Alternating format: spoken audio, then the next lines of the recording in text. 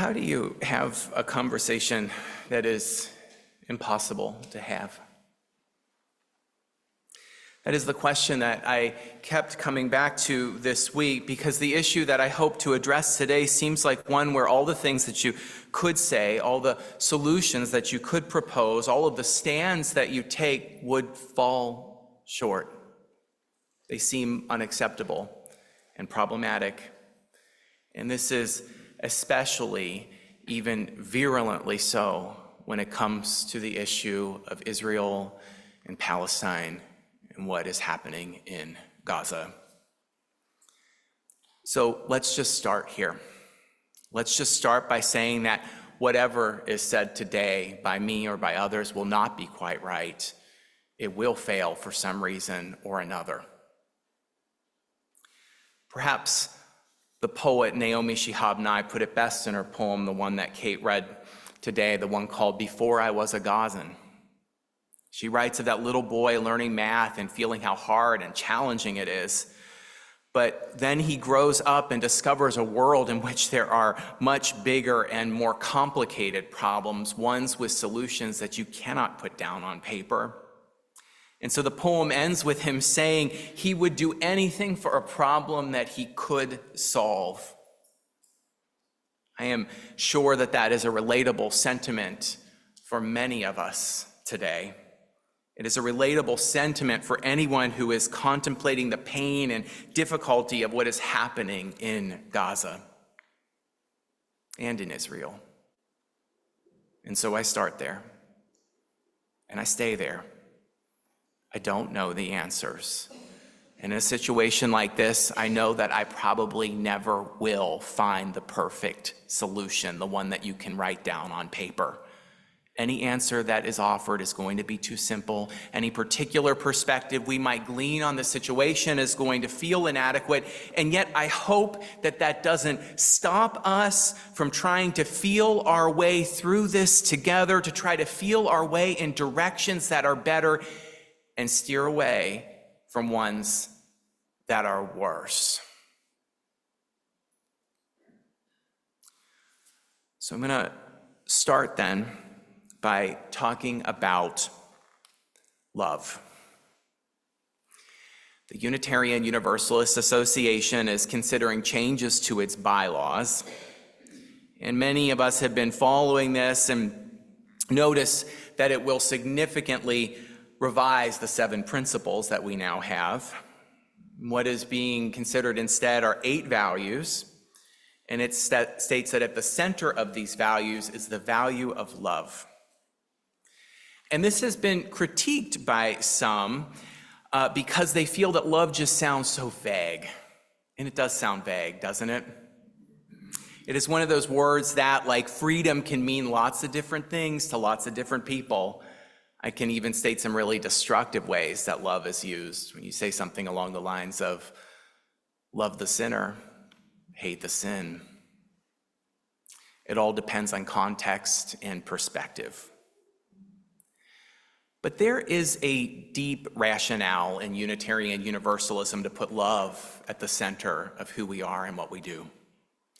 And this goes back specifically to our Universalist heritage. The Universalist Church of America had love at the center of its bylaws as well. And specifically, it defined God as supreme and all-conquering love. Supreme and all-conquering love.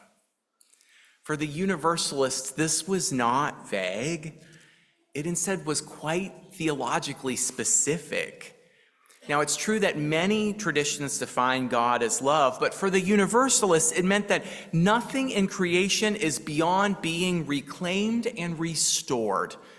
There is no hell. No one is finally cast outside of the circle of love and grace. The Universalists interpreted this to be a message that applied not just theologically, but socially. There are so many systems that harm and injure. There is cruelty and injustice in the world. The job of Universalism is to make sure that we hold a vision, a strong one that refuses to cast anyone out. Everyone must be included in that circle of love. This means affirming their worth, and it means challenging arrangements that harm and degrade. The work of the theologian John Cobb helps us to understand what love does. He writes about love as both creative and responsive. The responsive part of love is that we are willing to empathize and feel deeply with another person. This means refusing to turn away from their pain even when it becomes challenging, even when others say that we should. And the creative part of love is that we will only the best for the other person. By feeling deeply the pain of the other person and willing a better circumstance for them, our hearts open in new ways. So when we talk about love being at the center, I don't think that it is necessarily as vague as some people worry. There are ways that we can give it substance and flesh. And by doing so, we may have a foundation, a platform to think through some of our more entrenched conflicts and issues. And so I return again to the question of Gaza and to the encampments that are springing up across universities and that now are changing because we're about to hit graduation and people will be going away from the universities. But this whole complicated issue that has thrust itself into the news, into the spotlight, what are we to make of it? There are a few things to be said here. The first is that it is difficult to pin down exactly what any social movement is calling for. In any social movement, you have people who are articulate and educated and aware of nuance, and you have people who are less informed, and you have people who harbor other intentions entirely. I can remember very well being at a protest of globalization. This was back in 2000 when that was a big deal and it was really top of mind for people. And I was with my Unitarian Universalist youth group, and I saw people holding signs for globalization, anti-globalization. And I saw somebody with a sign that said, "Free Leonard Peltier." Both important issues, not remotely related. And that is the reality of protests. It brings together a lot of different intentions and people. And we see that playing out in the encampments. Some folks are calling for very specific actions, such as a ceasefire, others for the right to self-determination, for the people in Palestine, others for boycott and divest. And those things can all be picked apart and argued with. But it's even more complex than that because others lack a clear sense of why the protests are happening and instead are just showing up to them. And it is further undeniable that there have been some cases in which anti-Semitic statements and slogans have been chanted. To the extent that the encampments provide harbor for those sentiments, it needs to be condemned. It needs to be condemned. I think that in order to understand what is happening in this social movement and in others, is that we need to hold the lens of love. The lens of creative and responsive love. We need to hold that in order to understand and judge what is happening. On the responsive side of love, there is an invitation in social protests to feel deeply the pain of the other. And this means understanding the realities of families that have been torn apart, infrastructures that have been bombed, social fabrics that are left in tatters. We have to cultivate an awareness of that. And as hard as it has been for me to do this, I have made it a practice to look at some of the images. I know all of us will not be able to do that. That may be too much and too overwhelming. But I have chosen to look at some of the images of the bombing, the carnage, the pain, the devastation, the sorrow.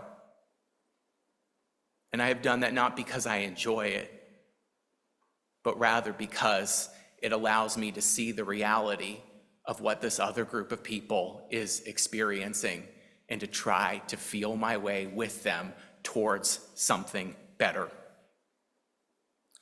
There is also an invitation here to feel deeply and respond to the historical traumas and the legacies of prejudice, noting the pain of anti-Semitism, noting the complexities of the Holocaust and all that happened there, the complexities of the founding of the State of Israel. All of that needs to be held too. We can't refuse any of it. We have to hold this full, complicated, messy picture. Responsive love refuses to deny the pain and suffering of any side, of any person, and instead calls us again and again to be specific about suffering and the ways that it can be changed. And then we need creative love too. Creative love is to always will only the good for the other. And while we may have worried that putting love at the center sounds a little bit too vague, I actually think that there's some really specific parts of this. One is that any sentiment that is anti-Semitic, that suggests that Israel shouldn't exist or should be wiped out, that is off the table and it needs to be condemned. It needs to be completely rejected. And here's where I may be going out on a limb, or perhaps I'm not going out far enough. You can tell me later. I welcome and anticipate that I'm not going to capture everyone's beliefs on this. We are Unitarian Universalists after all. My faith is teaching me, as a Unitarian Universalist, that there must be a ceasefire. There must be a ceasefire. It has to stop now. The continued destruction and devastation of the Palestinian community cannot go on. It cannot go on. It has to stop. I recognize that saying that for some folks might be too much, and for many others, it's hardly enough. It's hardly enough. For me, it's hardly enough. It doesn't solve much, and instead it just hits the pause button. And this, I think, gets us to the second poem that Kate read today. In it, the Israeli poet Yehuda Amichai starts by saying, it's not the peace of ceasefire that he wants. Rather, he wants a peace that sinks deeper than that can only come with the terrible wisdom that we can harm and kill, and we can so easily slip back into that. A knowledge that we can slide back into intractable bloodshed at any time. That, writes the poet, is what it means to be an adult. But, he continues, what is needed is a knowledge that sometimes peace prevails. Sometimes it springs up unbidden and beautiful when we feel our way towards it. He writes, let it come like wildflowers suddenly, because the field must have it. A wild peace. Finding that wild peace is going to be hard. Sowing its seeds is going to be uncertain. There are going to be risks involved. We're going to yearn desperately for a problem that we know how to solve, one that is easier and tidier. But I also don't think that we need a tidy answer, an easy solution. We also don't need to know every little nuance of the situation in order to return again and again to our commitment to putting creative and responsive love at the center of who we are in all that we do. To find that responsiveness that seeks always to feel the pain of the other, and to find that creativity that tries and tries and tries to will only the good for the other. I think that's where we have to start. I think that's where I'm going to end.